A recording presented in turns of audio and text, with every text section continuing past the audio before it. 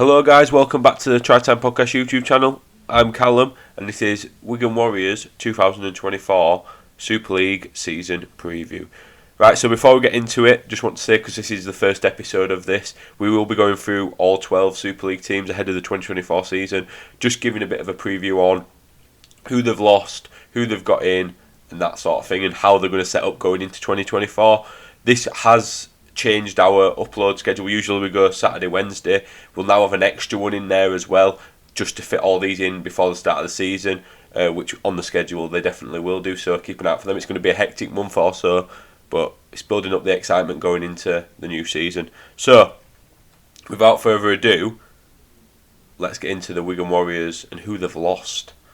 So, I mean, they have lost quite a few players, to be fair, and some big names as well, so we'll go into them. So they've lost Kai Pearce-Paul to Newcastle Knights, that is not Thunder.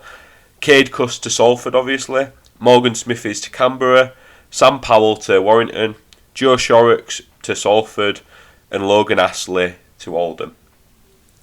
So I would probably say 5 of them are like regular first team sort of names. Obviously Logan Astley is more of a younger player coming through. He has played for Wigan. But I can see why he's moving to get first team football, really. So I think we'll start with Kai Pearce-Paul. I mean, realistically, I don't think this is the worst loss in the world. Especially not for next season. I think the thing with Kai Pearce-Paul was always potential. He was always good, but he was more what he could become one of the best, which is why he's been picked over into NRL, really. So I don't think this actually affects Wigan too badly going into next season. And then you got Cade Cuss, obviously going to Salford. Didn't play much last year. Kind of never really worked out as well as it could have done, I guess, at Wigan, as well as they maybe wanted. I think it's a good move for him to go to Salford, which we'll probably speak more about when we do the Salford season preview. But yeah, again, I don't think this is the biggest loss in the world either. Morgan Smithies, I think this is a very big loss. We know how good he is. They have recruited, and we'll get on to players to replace him, so I don't think it's going to be a major issue, but he's a big loss. But I understand why he's also gone over to NRL when given the opportunity. Sam Powell, sort of similar, he's been there forever, and he's kind of come up through the academy ranks at Wigan, so it's a weird one to see him leave, but I think a fresh face in that position can be good. But fair play Sam Powell, what a servant he has actually been to Wigan, and can't get better than winning grand final in your last season there, can it? And he's going over to Warrington, which will be interesting for them as well. They've got Joe Shorrocks, one of the many sort of props that they've just plucked out at academy, haven't they, in the last few years. Wigan, they seem to be really good at like getting them forwards out of the academy and straight into the first team. And so fair play. And Shorrocks to Salford, again, I think that'll probably guarantee him a bit more game time. So I can see why he does that, but I also don't think it affects Wigan too much. I think it's just another prop gone, and I mean they've brought some good ones in, haven't they, as we'll get on to, so I don't think they have to worry about that. And finally, Logan Astley. At the end of the day, realistic, he's not going to play, is it? He's not going to start. There has to be injuries for it to happen. He's shown glimpses whilst on loan down in, like at Fev last year and stuff. And I think Oldham are building a really good team in League One, so I think fair play. Not going to affect Wigan too much at all, though. So now let's move into who they've actually brought in, and this is when it gets very exciting for the Wigan fans. So I mean, first off, Cruz Leeman, come over from the NRL. Obviously, big fallout at Leeds. We're not going to get too much into that. Went over to NRL. Didn't do terribly, really. Didn't necessarily look out of place. Not too special. But you know what you're going to get from him. Realistically, an international level hooker potentially. He's been there, he's not been there. And it's like, he seems to be a bit of a personality that some coaches, should I say, don't necessarily like. But I think he'll get on fine at Wigan, to be honest. I'm not too worried about that, really. But yeah, I mean, he probably is more exciting than Sam Powell to a degree. So it'll be interesting for Wigan to have someone new in that position. Let's just see what he does, really. But I think it's a great signing. And then we've got a big Sam Walters from Leeds. I think what a player he actually is, and what a player he's going to become as well. I think he might struggle to actually get a game at Wigan next season when you look at the actual squad, which we'll show you at the end. But I think it's a great signing, looking to the future. But he also is good enough at the minute as well. Then we've got Tiaki Chan from Catalans. Player who, again, it's a promise signing, is this. Like, he's shown glimpses. He's been at Toulouse and stuff, shown glimpses. Catalan not really had much of a chance, but I think in the future this will be a good signing. Then you've got Adam Kefren from Catalans.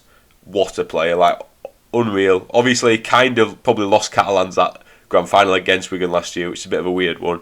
But Such a good centre.